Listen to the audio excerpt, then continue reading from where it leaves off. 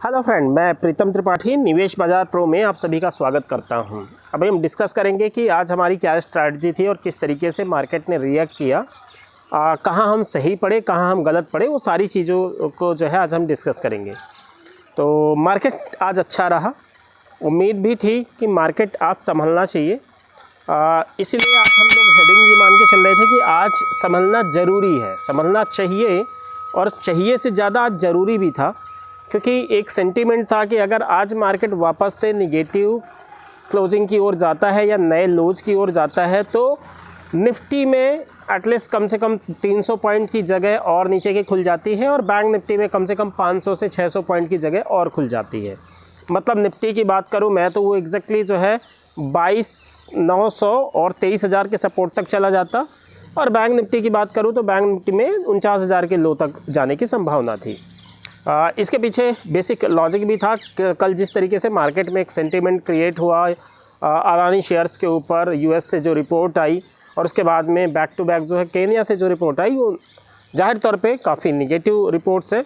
लेकिन एक्चुअली कल मार्केट इतना ज़्यादा अदानी स्टॉक गिर चुके थे ना कि आज वो उतनी जगह नहीं बची थी कि वो और नीचे का इतना बड़ा फॉल दिखाएं जिसके बेसिस पे मार्केट और इंडेक्स जो है वो नीचे लेके चले जाएँ। तो काफ़ी सारे स्टॉक्स में रिकवरी स्टार्ट हो गई है। इसीलिए हमने आज सुबह भी क्लियर हिंट दिया था कि भैया बॉटम पकड़ने से बेटर है ना कि अब आप लोग यहाँ पे इन्वेस्टमेंट का प्लान कीजिए।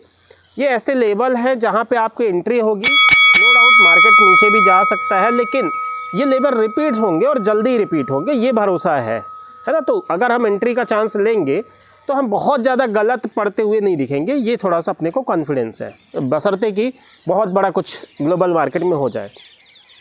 चलिए इंडेक्स की बात कर लेते हैं। आज इंडेक्स में हम बात कर रहे थे कि सेल एंड राइज जो है वो काम कर सकता है और यही हमारी स्ट्रैटेजी होगी। बाइंग के लिए भी नो डाउट हम लोग बैठे हुए थे, लेकिन बाइंग के लिए हम लोग ये मान के चल रहे थे कि जो कल के लो है ना, उन लो से थोड़ा सा ऊपर, मतलब कल के लो का स्टॉप लॉस लगा के और वहाँ से हम लोग बाइंग बनाएंगे। जैसे बैंक निफ्टी में 50,000 का हम लोग मान के चल रहे थे कि एक स्टॉप लॉस बना सकते हैं, वहाँ से हम लोग प्ले कर सकते हैं। 50,200 300 मिले तो उससे हम लोग 50,800 50,900 के लिए प्ले कर सकते हैं। लेकिन आज मार्केट क्या हुआ, खुला और वहीं पे बैलेंस हो गया। सेम निफ्टी में भी ये था कि निफ्टी में भी हम लोग 23,400 के आसपास जो है वो बाई अगर ट्राई करते हैं तो 23,700 23,800 की एक जगह है जहाँ तक हम लोग जा सकते हैं। तो ये बेसिस पे हम लोग बाई के लिए जा रहे थे और शॉर्ट के लिए सिंपल था कि 50,800 50,900 के आसपास शॉर्ट का रेंज बनेगा, और निफ्टी में वही हम लोग मान के चल रहे थे कि 23,600 700 के आसपास जो है वो सेलिंग का रेंज बनेगा और वहाँ से हम लोग शॉर्ट अटेम्प्ट करेंगे। इनके बेसिस पे हमने आज का पहला ट्रेड लिया बैंक निफ्टी पे शॉर्ट का।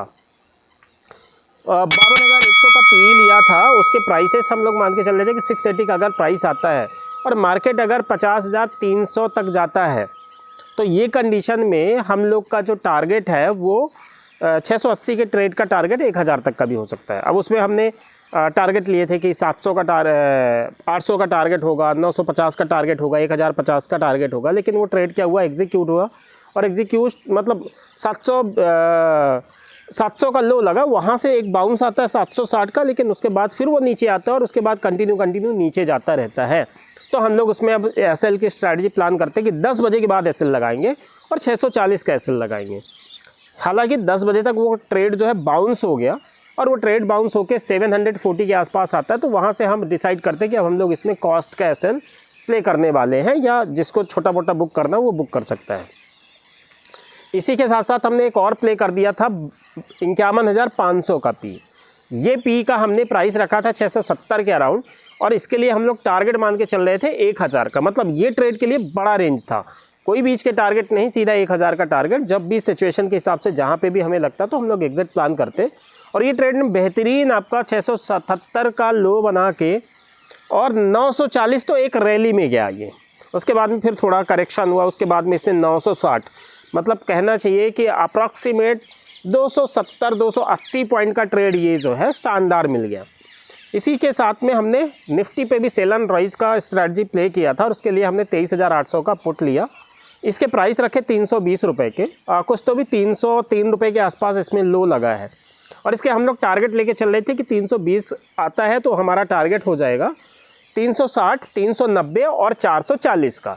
और ये ट्रेड भी शानदार चला, 303 का ही लो लगा और हमारा 300 का एसएल हम लोग प्लान कर रहे थे, वो भी 10 बजे के बाद का। तो 303 का हुआ नो डाउट, एसएल तो आया ही नहीं, आपका ऊपर जाता गया, प्रॉफिट में जाता गया। ये ट्रेड जो है अच्छा प्रॉफिट दे के गई और इसने 325 रुपये मतलब अप्रॉक्सीमेट 100 रुपीज़ का जो है वो प्ले दे दिया। तो इस तरीके से आज का हमारा ये ट्रेड रहा।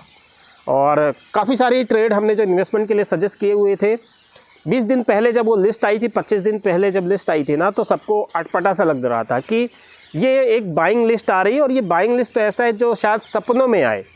लेकिन जो आज का करेक्शन है, हमारा पहले से ही प्लानिंग इस करेक्शन को बेस मान के था। काफ़ी सारे स्टॉक हमारे बढ़िया रेट पे एकदम एग्जीक्यूशन की कंडीशन में आए और वहाँ से अब वो प्रॉफिट की ओर चल पड़े हैं। वहाँ से उनमें कोई बड़ी गिरावट देखने को चांस ही नहीं था। उस हिसाब से हमने 1 महीने पहले सेटिंग बनाई थी। तो मैं हमेशा से ये कहता आ रहा हूँ, हमने सितंबर लास्ट में या सितंबर मिड में, अक्टूबर के फर्स्ट वीक में ये बोला था कि पोर्टफोलियो का बुकिंग करके रखे, वो आपको प्रॉफिट, अगर आपका बुक रहेगा तो आपका इन्वेस्टमेंट फ्री रहेगा, आपके पास में प्रॉफिट बुकिंग होगा। जब मार्केट मौका देगा तब आप इन्वेस्टमेंट कर पाओगे।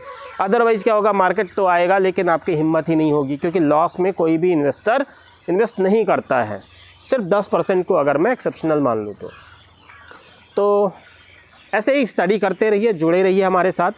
हम लोग कुछ ट्रेनिंग प्रोग्राम भी रन करते हैं, वहाँ पे बेसिकली आपको एक एक डिटेल बारीकी से समझाई जाती है, जो काफ़ी हेल्प होती है आपके पोर्टफोलियो बनाने में। डे टू डे ट्रेड में भी उससे बेहतरीन हेल्प मिलते हैं। आपको पता होता है कहाँ एंट्री करना है, क्या हमारा रिस्क है, वहाँ से बड़े रिवार्ड के लिए आप प्ले कर सकते हैं। सो आप सभी का बहुत बहुत धन्यवाद। Thank you, good day.